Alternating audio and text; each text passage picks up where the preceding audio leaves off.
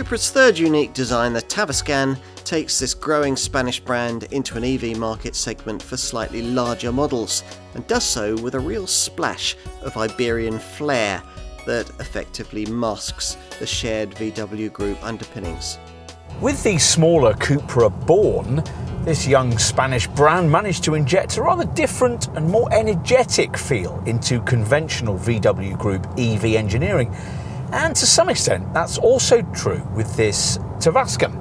Right off the bat, you sense the light, quick response from the bespoke, more feelsome Cupra steering rack, and the car feels well balanced through the bends, though inevitably, thanks to its extra weight, isn't as agile as a Born. It's impressive that Cupra has managed to build in this more dynamic vibe without hobbling this car with an unyielding standard of ride.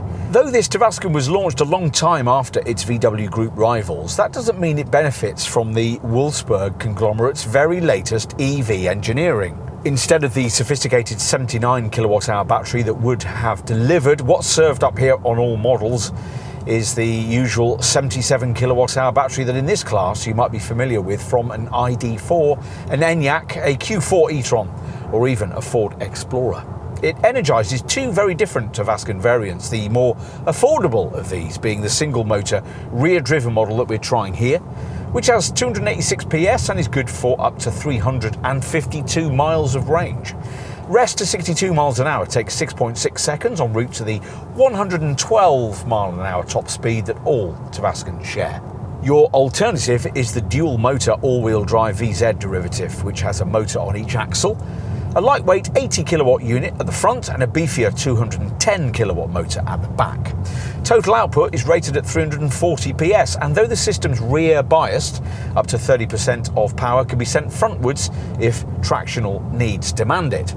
The VZ badge designates veloz, or speed in Spanish, but this twin motor model's 0 to 62 mile an hour time of 5.5 seconds is hardly any quicker than that of this base variant. That's mainly because in a Tavascan VZ, the same 545 Nm torque figure must propel along 89 kilos of extra bulk, curb weight rising in the top models to an even more portly 2,267 kilograms, which inevitably dents the EV range figure too, which falls to a best of 324 miles.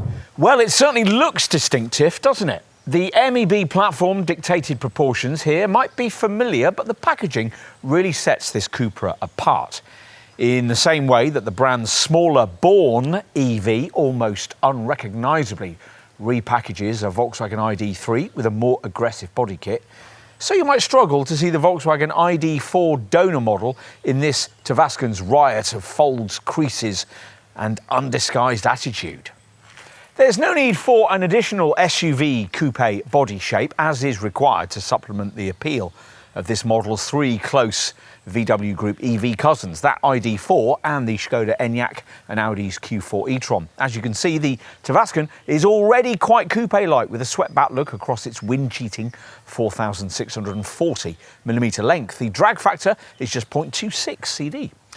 At the front, the intimidating so-called shark nose is particularly striking and carries forward a recently introduced brand signature Q, a constellation of three triangles in LED headlights that get advanced matrix beams above base trim. You'll probably also like the fact that the angry Cupra logo on the sculptural twin-crease bonnet illuminates at night. A key design theme, replicated inside, is the style of this central lower vent that flows up into arms that stretch each side over accentuated corner cutouts towards the outer edges of the car. There really is an awful lot going on. It's rather more restrained at the rear, or at least it is further up, where the usual full-width light bar sits above spaced-out Cupra lettering. Lower down, though, there's this pronounced glossy black-ribbed diffuser panel that could have come straight from the DTM. After all this, it would be a tad disappointing to get inside and find a borrowed VW Group interior. Well, this is a VW Group interior, but as on the outside, it's been very artfully disguised, where the concept car-like cabin is like nothing else in the segment. The front-end design theme we referenced outside is taken up by this central spine, which flows out of the dashboard into the console between the seats. Instead of the usual wall of screens, there are two quite different ones, a small display for the instruments and an enormous 15-inch monitor for the infotainment, both borrowed from the Wolfsburg parts bin, of course, but tailored with jauntier Cupra graphics.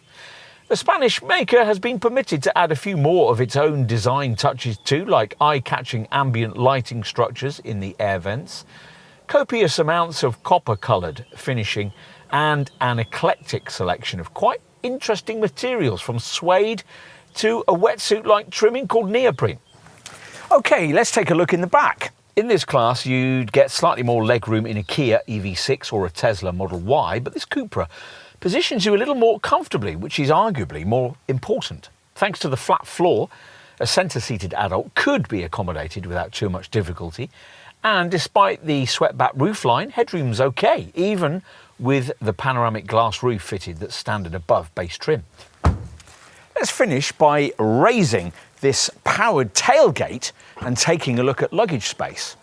You'll have to store everything in the back here because there's no underbonnet frunk for the charging leads. Cupra expects you to store those in the space provided beneath the floor of this reasonably sized 540-litre boot. A ski hatch is provided for longer items, and the backrest folds almost completely level to extend the space available to 1,550 litres. If you liked the Cupra Born but need a slightly larger EV, you'll really like this Tavascan. But we think a bigger market for this car will come from people who like the engineering and quality of other VW Group mid-sized electric SUVs, but find them a bit dull and characterless. That's not a criticism you could level at a Tavascan, which is why we think it'll meet its sales targets and then some, despite the lack of class-leading EV range or charging stats.